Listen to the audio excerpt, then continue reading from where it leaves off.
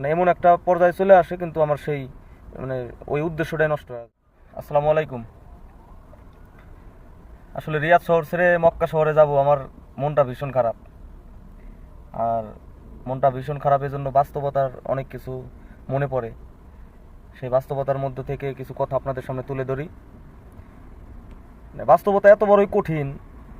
আমি 7 মাস 8 মাস রানিং আমি সৌদি আরবে আসছি, ভালো মতো টাকা পয়সা পাঠাইতে পারি নাই। আর একটা পুরুষ মানুষ যদি টাকা পয়সা ইনকাম না করে, তাহলে রক্তের ভাই কেন, যারা পেটে রাখছে, যারা জন্ম দিছে, তাদের কাছেও মানে খারাপ হয়ে যাওয়া লাগে, তাদের কাছে মারা, তাদের কাছে শালা পেটে শালা, অনেক কিছু। মানে কথাগুলো শুনে মাইন্ড নিয়েন না, খারাপ মন্তব্য করেন না, আসলে বাস্তবতা এরকমই। আমার মতো অনেক মানুষ আছে, তাদের সাথে মানে তাদের কথাগুলো শুনলে এরকমটাই বুঝবেন। তো বিদেশে তো কেউ কারণ হয় না, এই কথাগুলো কার কাছে বলবো, বোঝার মতো কেউ থাকেও না। আমার নিজের আপন 2টা ভাই আছে। এক ভাই এখন টাকা পয়সা কামাই করি না, একটা ভাই আছে কোনো খোঁজ খবর নেয় না। আর একটা ভাই আছে, আমি 15 দিন যদি ফোন নাও দেই, 15 দিন পরে হলেও আমার ওই ভাই আমার একটা মেসেজ দিয়ে, ফোন দিয়ে আমার খবর নেয়। হ্যাঁ, মানে অনেকের কাছ থেকে অনেক কিছু আশা করে যারা প্রবাসী। হ্যাঁ, অনেক কিছু আশা করে, কিন্তু প্রবাসীদের এই আশাগুলো পূরণ হয় না, অনেক স্বপ্ন দেখে। আর আমার মানে ব্যক্তিগত একটা ব্যাপার আছে।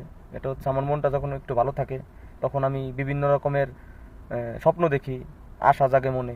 কিন্তু যখনই ওইটা বাস্তবায়ন করার জন্য চেষ্টা করি বা ওই কাজে হাত দেই, তখনই মানে এমন একটা প্রেশার আমার উপরে চলে আসে, সেটা বিভিন্ন কারণে, মানে বিভিন্ন মানুষের দ্বারাই, মানে এমন একটা পর্যায়ে চলে আসে, কিন্তু আমার সেই মানে ওই উদ্দেশ্যটাই নষ্ট হয়ে যায়।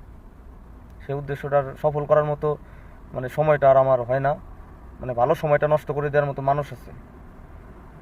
হ্যাঁ, তো আপনারা সবাই দোয়া করবেন। আমি একটা কাজের উদ্দেশ্যে আমি সৌদি আরবের রিয়াদ থেকে মক্কায় যাচ্ছি।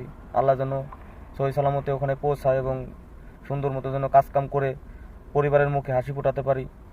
আসলে প্রয়োজনে সবাই সবার প্রয়োজন হয়, কিন্তু আমিও যেন আমার ফ্যামিলির কাছে, সবার কাছে প্রয়োজনেও যেন প্রিয়জন হতে পারি। আপনারা দোয়া করবেন যেন আল্লাহ তাআলা সেই তৌফিক আমার দান করেন। আমিন। আল্লাহ হাফেজ।